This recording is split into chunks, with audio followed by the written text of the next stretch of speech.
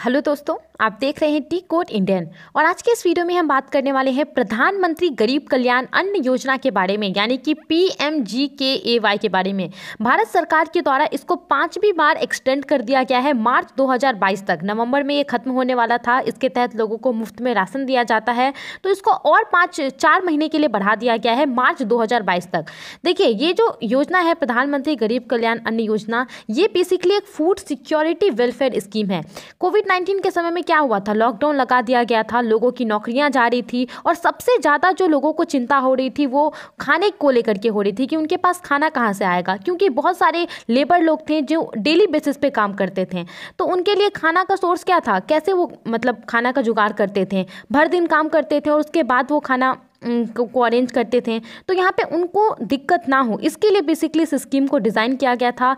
ये लोगों को खाद्य सुरक्षा प्रदान करने के लिए लॉन्च किया गया था 26 मार्च 2020 को। और इसके बाद 5 बार इस स्कीम को एक्सटेंड कर दिया गया, समय समय के लिए बढ़ा दिया गया। सबसे पहला जो इसका चरण था वो अप्रैल से लेकर के जून 2020 तक था। उसके बाद और ज़रूरत लगी सरकार को तो और इसको बढ़ा दिया गया 5 महीने के लिए, जुलाई से लेकर के नवंबर 2020 तक के लिए बढ़ा दिया गया। उसके बाद कुछ महीनों के लिए इस स्कीम को बंद कर दिया गया था। और फिर फेज़ 3 में जब 2021 आया तो मई से लेकर के जून तक के लिए इस स्कीम को बढ़ा दिया गया। और उसके बाद चौथे चरण के लिए इस स्कीम को जुलाई से लेकर के नवंबर 2021 तक, जो कि अभी चल रहा है, अभी इसके तहत लोगों को राशन मिल रहा है, तो बढ़ा दिया गया था। और अब ये खत्म होने वाला था।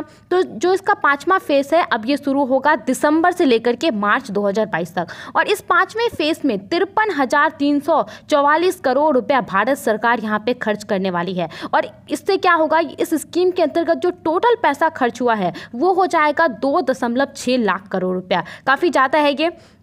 बेसिकली इसके तहत होता क्या है, इसका उद्देश्य ही है कि हमारे देश में जो गरीब नागरिक हैं उनको अनाज दिया जा सके पब्लिक डिस्ट्रीब्यूशन सिस्टम के अंतर्गत, यानी कि PDS के तहत। देखिए, पब्लिक डिस्ट्रीब्यूशन सिस्टम के अंदर क्या होता है, बहुत सारे अलग अलग शॉप्स होते हैं जहाँ पे बहुत ही कम दाम पे लोगों को अनाज मिलता है। चावल हो गया, गेहूँ हो गया, किरोसिन तेल वगैरह हो गया। तो इसके तहत लोगों को यहाँ पे अनाज डिस्ट्रीब्यूट कराना इस पूरे योजना का मुख्य उद्देश्य है। किन लोगों को यहाँ पे मिलता है, जिनके पास राशन कार्ड है, ठीक है, या फिर जो अंत्योदय अन्न योजना स्कीम के अंतर्गत कवर होते हैं, उन लोगों को यहाँ पे मिलता है।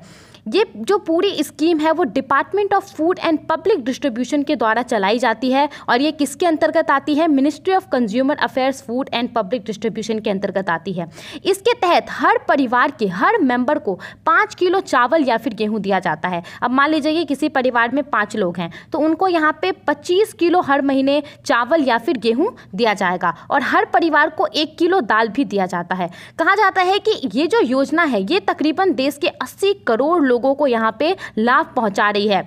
और इसीलिए क्या होता है कि ये दुनिया की सबसे बड़ी लार्जेस्ट फूड सिक्योरिटी प्रोग्राम बन गई है। इसके अलावा बहुत सारा दावा भी किया जाता है कि ये स्कीम इतनी बड़ी है कि यूनाइटेड स्टेट की जितनी पॉपुलेशन है उसको वो 2.5 टाइम्स फीड कर सकती है। UK की जितनी पॉपुलेशन है उसको 12 टाइम्स फीड कर सकती है। यूरोपियन यूनियन की जितनी पॉपुलेशन है उसको 12 बार यहाँ पे फीड किया 2 बार यहाँ पे उसको फीड किया जा सकता है। तो इस हिसाब से इस स्कीम को काफ़ी बड़ा बताया जा रहा है।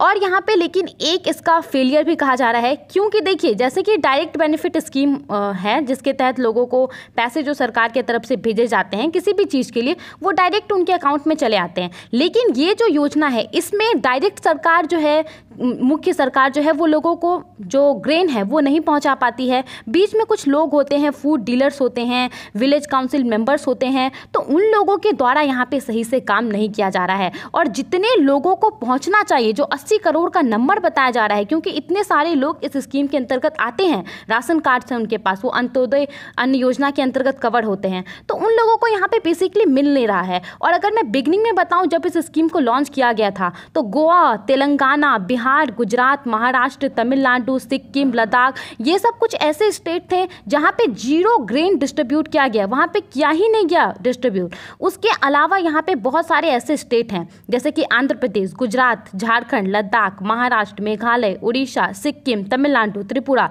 ये सब ऐसे स्टेट है जहाँ पे भारत सरकार की तरफ से, केंद्र सरकार की तरफ से इनको दिया गया अनाज, लेकिन उनका सिर्फ 1% ही इन्होंने यहाँ पे डिस्ट्रीब्यूट किया था। ये बिगनिंग की मैं बात बता रही हूँ। लेकिन अभी भी अगर देखिए इसका 5वां फेज चल रहा है तो उतने अच्छे तरीके से जो है लोगों को नहीं मिल पा रहा है, और ये कहीं ना कहीं स्टेट के ऊपर ये करता है, निर्भर करता है कि वो अच्छे तरीके से इसको रन नहीं कर पा रहे हैं। अब आपको ये बताना है कि आप इस योजना के बारे में क्या सोचते हैं, हमें अपना ओपिनियन ज़रूर बताएं।